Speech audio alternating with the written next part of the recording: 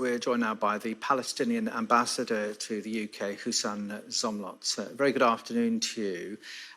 So Alistair Bunkle was telling us there, quoting the Israeli media, saying around 600 Israelis have been killed in these attacks. Will you condemn the onslaught by Hamas? Obsession with condemning the victims and blaming the victims and condemning the occupied, the colonized, the besieged for so many years.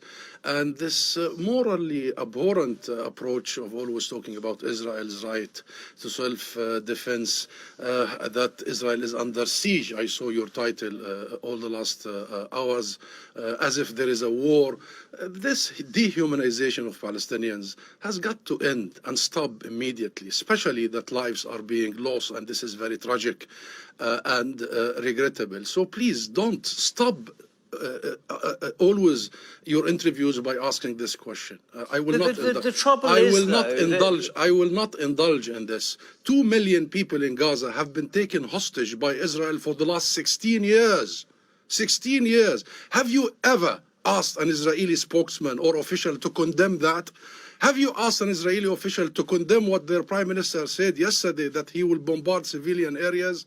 Have you asked or expect the Israelis to condemn what they do in Jerusalem and occupied Jerusalem and the West Bank? So stop this. There is no symmetry between the occupied and the occupier, the colonized and the colonizer. Enough. These attacks, though, will do nothing, will they, to stop the occupation?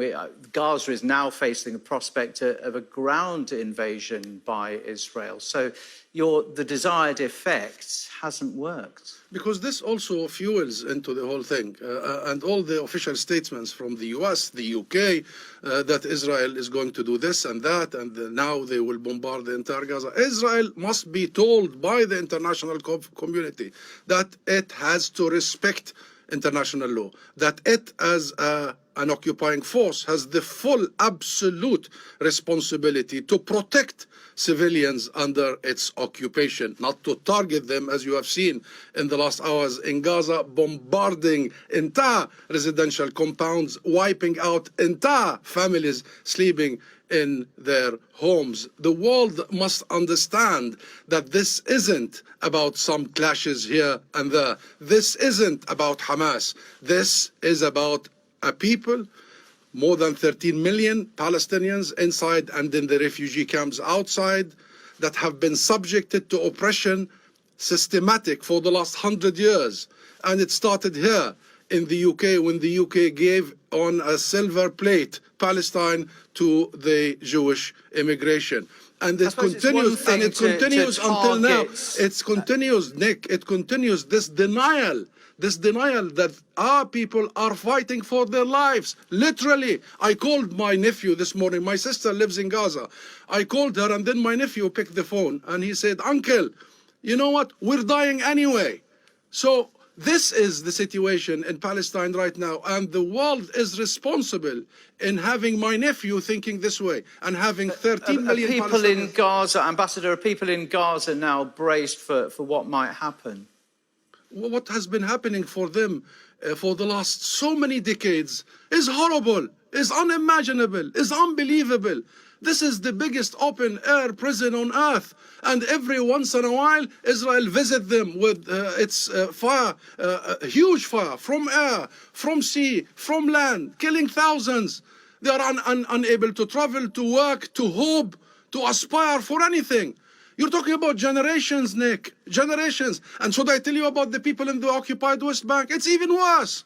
What are they? Their land is being confiscated. They are now subjected not only to the Israeli army brutality, but to the settler militias in Hawara, in Nablus, in Al-Khalil, Hebron, in, of course, Jerusalem. You've seen what happened in Al-Aqsa Mosque. You've seen the spitting on Palestinian Christian worshippers only last week. This is a system of racial domination on the top of a military occupation, compounded by colonization. Pure racism. The Palestinian people have the right to defend themselves. Ambassador, let's turn to what we have the right to now. shout out, and we have the right to say enough.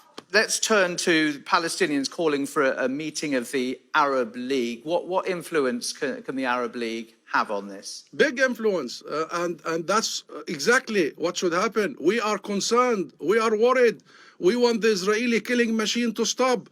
We know who's in government in Israel now. We know the likes of Netanyahu, Ben Gvir, Smotrich. Those are supremacists. Those are capable of committing genocide, Nick. Genocide. And that's what they are preparing for. So we need wisdom, we need statesmanship, and we need the international community, starting with the Arab League. So we are looking forward to the Security Council to enforce international law equally. Israel has grown for 75 years accustomed to the fact that it is the exception to the rule, that it is above the law, that it has complete immunity granted by the US, by the UK, and the rest of the West. This is about time that we learn the lessons and we stop repeating the mistakes and we stop dehumanizing the Palestinian people. We are a people under oppression. We seek freedom. We seek independence and sovereignty. We seek to take back our land. Israel must just get out. They're not going to get out, as you put it, yet. This is going to go on for a long time, isn't it? You asked me about the Security Council. The Security Council decided 56 years ago in 1967 that Israel has got to leave now, immediately. You asked me about the United Nations, numerous UN resolutions that Israel is committing violations of international law, war crimes, crimes against humanity. You asked me about the international community, Amnesty International here, Human Rights Watch in the US. Every major international human rights organization confirms that Israel commits the crime against humanity of apartheid, of a system of racial segregation. So the world for so many years, decades, 75 years, is not heeding us. And the world is trying to bypass us. And you are seeing what happened. Since we signed the Oslo Accords, we, the Palestinian National Movement, have committed in iron way to our own commitments, to recognize Israel, to commit to negotiations and non-violence, and thirdly, to commit to international resolutions and international legitimacy. Israel was expected to end its occupation, was expected to stop its colonial expansion. It has never done so one time since we signed 30 years ago. Every day there is a new settlement. Every day there is a new expansion. And the world has failed miserably. We'll have to leave it there. Time is against us. Last sentence. This is an opportunity. This is an opportunity for the world to wake up and resolve this issue that will be the beginning of stability in the region and worldwide. Ambassador, thank you very much indeed for your time on Sky News today.